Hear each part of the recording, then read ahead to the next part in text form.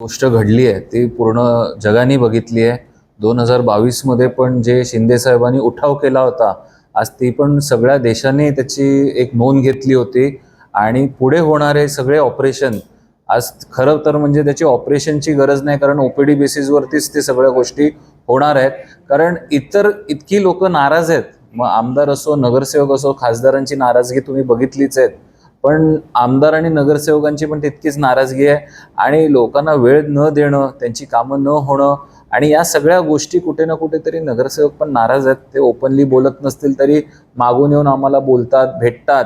आणि अंतर्गत जो वाद आहे तिकडेही नाराजगी आहे. आणि लवकरात लवकर साधारण शिंदेसाहेब जसं काम करतात, वेळ देतात, तर त्यांना कुठे कुठे वाटतं की अरे शिंदेसाहेब वेळ देतात, तुमच्यासाठी बोलतात, फोन करतात, हे त्यांना दिसतं. आणि कुठे ना कुठे त्यांना पाहिजे की आता आम्ही इकडे येऊन शिंदे साहेबांच्या नेतृत्वाखाली काम केलं गेलं पाहिजे. नक्कीच. पण आपण जर बघितलं तर साधारण 2/3 इतके नगरसेवक लागणार आहेत. सध्या आपली संख्या किती आहे किंवा जी माहिती मिळते तितकी 20 नगरसेवक तुमच्या संपर्कात आहेत, हे खरं? साधारण बघा, आता जी चर्चा चालू आहे, सगळे प्रत्येक जण हे सांघिक काम असतं. मी एकटा किंवा हे नाही, सगळे नगरसेवक, पक्षाचे पदाधिकारी, हितचिंतक हे सगळे मदत करतात सगळ्यांना जमा करण्यासाठी. असं करून करून साधारण 20 ते 25 लोकांशी संपर्क साधलाय. अजून तो आकडा पुढे पण न्यायचा आहे. साधारण 45 ते 50 पर्यंत हा आकडा न्यायचा आहे. आणि साधारणपैकी या सगळ्या गोष्टींचं जेव्हा एकंदरीत एक होऊ, तेव्हा हे सगळं चित्र तुमच्यापर्यंत आपण पोचवू. तोपर्यंत हा एक साधारण आम्हाला वेळ हा लागणार त्या गोष्टीसाठी. कधीपर्यंत हे सगळं ऑपरेशन आपलं सक्सेस होईल असं? हे बघा, परफेक्ट टाइम, परफेक्ट डेट हे सगळ्या गोष्टी सांगणं कठीण असतं. पण लवकरात लवकर ह्या सगळ्या गोष्टी आटपायच्या आहेत. मुंबई महानगरपालिकेत शिवसेनेची ताकद वाढवायची आहे. आज जे म्हणतात की आता काल जी पत्रकार परिषद घेतलीत की तुम्ही उद्धव साहेबांच्या नावाने लढलात, मशालीवरती लढलात, पण त्याच्यामध्ये सोनिया गांधी आणि हाताचं पण योगदान होतं. आणि आज ही वेळ आली आहे की संजय राऊत म्हणतात की काँग्रेस वाढली पाहिजे मग शिवसेना वाढणार. आज पूर्ण उभं आयुष्य शिवसेनेचं काँग्रेसशी भांडण्यात गेलं.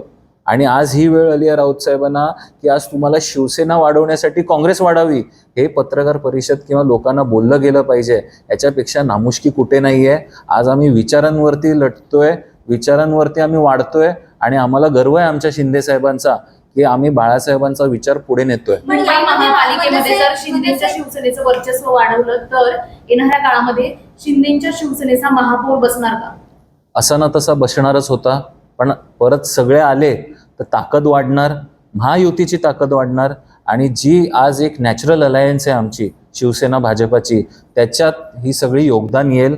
आणि आज शेवटी आज लोकांची ताकद वाढणार. मुंबईत काम करण्याचं आमचं एक मानस आहे, तो आज त्यांचं पण कामं होणार, त्यांच्या विभागातली पण कामं होणार. आणि शिंदेसाहेब हा देणारा माणूस आहे. आज सगळे येण्याने त्यांच्या विभागातली कामं होणार, त्यांची अडकलेली कामं होणार. तर हे सगळ्या गोष्टी एक सामूहिकपणे महायुतीच्या स्तरावरती होणार. अमेरजी, तुम्ही आता म्हणालात की विभागातली सगळी कामं होणार आहेत, मात्र विरोधक सातत्यानं असं म्हणतात की जाणीवपूर्वक आमचा निधी थांबवला जातो, जाणीवपूर्वक आम्हाला निधी दिला जातो. खास करून दक्षिण मुंबई जो मराठी माणसाला बालेकिल्ला म्हणतात तिथे निधी कमी मिळतो. मुळात आरोप करताना आकडे बघितले पाहिजेत.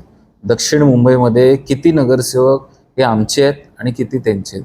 आज किती आमदार आणि किती नगरसेवक हे किंवा खासदार हे त्यांचे आहेत, हे सामूहिकपणे हे लोकांना माहिती आहेत. आज किती कामं तुम्ही केलीत. आज वरळीमध्ये लोकप्रतिनिधी दिसत नाही आहेत, त्यांचं ऑफिस कार्यालय ओस पडलंय. कोबा करणं हे काम नाही आहे. कुठले रुग्णालयाच्या पत्रासाठी कोणी पत्र दिली आहेत का आमदारांनी, हे तपासावं. तर या सगळ्या गोष्टी ती मराठी माणसं नाही आहेत का? आज शिंदे साहेबांनी जेव्हा मुख्यमंत्री असताना जात धर्म कोण बघितला नाही, पण 200-300 करोड रुपये आज रुग्णालयांसाठी दिले. पण आज मला वरळीच्या आमदारांनी सांगावं की एक पत्र जरी दिलंय का त्यांनी रुग्णालयासाठी, का ती मराठी माणसं नाही आहेत का? आज ही जी काही खोटं नरेटिव्ह करतात हे चुकीचं आहे. आणि याच्यासाठी आज आम्ही एकत्र येऊन आज जे काही एक सामूहिकपणे, फक्त दक्षिण मुंबई नाही पण पूर्ण मुंबईत मराठी माणूस राहतो, आणि सामूहिकपणे त्यांच्यासाठी काम करण्यासाठी आम्हाला ही ताकद वाढवायची आहे.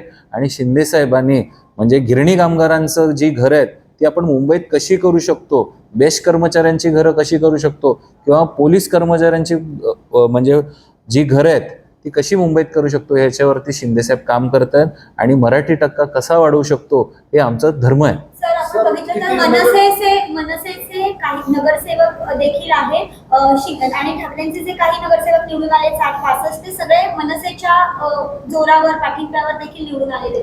तर मनसेचं ऑपरेशन करण्याचं पण काही विचारांनी नाही तसं काही नाहीये. आज आमचं जे श्रेय म्हणजे जे आमचे मित्रसारखे आमचं मनसेशी संपर्क आहे आणि कुठे ना कुठे अशा गोष्टी करण्यात आमचं काही मानस नाही आहे.